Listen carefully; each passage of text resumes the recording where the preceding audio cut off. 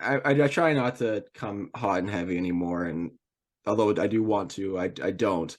But if someone like again, there's a difference, like you said, there's a difference between seeing a coach do something and you know that like that goalie is not getting better, or it's going to they're going to get worse.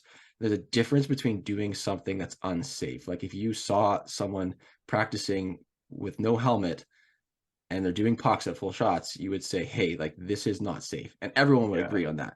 And so that, that's why I said things. And so it is weird because like going back to the views and the clicks being the commodity, where I think you'll know who I'm talking about, but there's a prominent goalie coach who will post things that are kind of dumb, well, pretty dumb, and they're not really developing anything. They get a lot of views just because it's different, and different doesn't always mean better. And there was one video where they were making like skate saves or something, and the caption was something along the lines of doing things that are different develops different neural patterns. And yes, it does develop new neural patterns, but the purpose of practice is to develop the specific neural patterns that you're going to use. And so like if anyone reads any sort of like books or takes classes on motor learning, motor skills, you need it to be as specific as possible when you are doing your sport. So when you're doing a T-push, you don't want to do a T-push with your foot in the air because you're working on hip flexion T-pushes, unless your goal is just to joke around and have fun. And that's like, yeah, sure, whatever. But if your goal is to get better at T-pushing, you want to be as specific as possible. And again, like most people don't understand or have learned motor development, motor learning and skill, motor skills, excuse me. So it seems like, oh, that's scientific, developing different neural patterns, what you want, but it's not. And so that's where like where I can speak for myself, where I try to bring in my education in terms of like, hey, I'm not like, if you want to do burpees over a hockey stick, catch a puck, shoot it, then do a barrel roll or something, you can, but don't say it's making you a better goalie. Just say like, hey, we're doing a fun warm up just because vibes were low at the rink today and we wanted to get because a laugh. it's Friday. Yeah, and that's perfectly fine. But when kids see something from someone with a person of influence and there's no context saying that it's Fun Friday, then people think, well, doing somersaults on the ice is more athletic. Gonna make me a better goalie, right? It's like, no, it's fun, it's cool, I guess, but it's not gonna make you a better goalie. It's like those like the hand reaction balls and the bungee strings that like every Russian goalie account posts, and they're like, oh, it's great for tracking. And like it's fun, but is it going to improve your tracking? No. Just like juggling isn't going to improve your tracking. It's going to improve like a little bit of coordination. It's fun. It's a good warm up, but it's not going to improve your ability to read a release.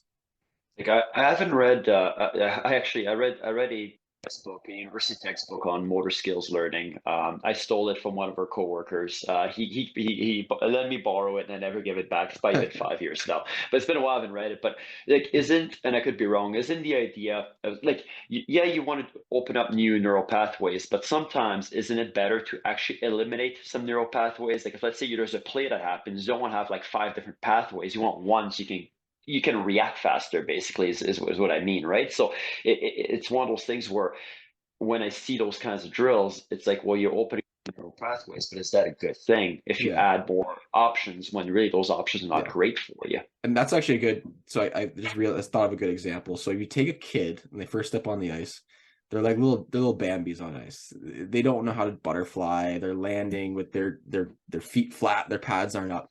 But as they progress and they do it, they have proper practice, lots of reps, lots of intensity, they get better and they start to do normal butterflies.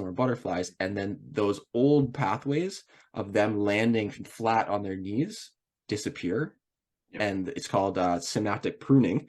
And then those new ones take over, and those dominate. When you need new neural pathways, is the example I gave on Tuesday when I skated with my goalies.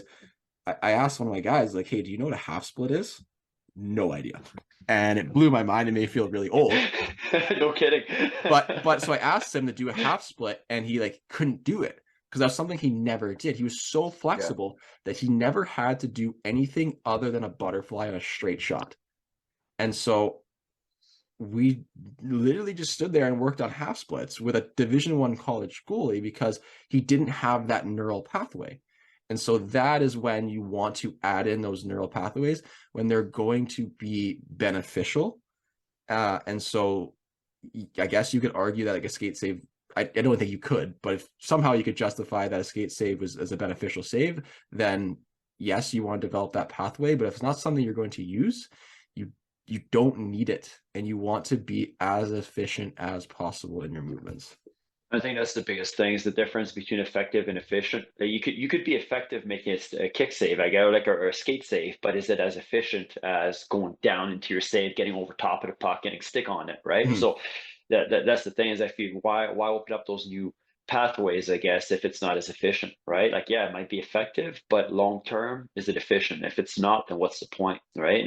And I think there's a point too of like, goalies need to be more athletic, but why? When ice is scarce, when your ice time is scarce, why are you work on being athletic on the ice when you can work on actually being a better goalie? You work on the game on the ice Mm-hmm. when you can take it off ice and become a better athlete off ice, where you have unlimited time to do so, right? And that's Yeah. one of my biggest I guess counter argument, I guess you could say, against it. That's why I'm so against it, of wasting ice time to do these things where you can just do Mm-hmm. it off ice. Because we're on the ice, let's get to work. Let's do something Yeah. that's actually going to make us better right now.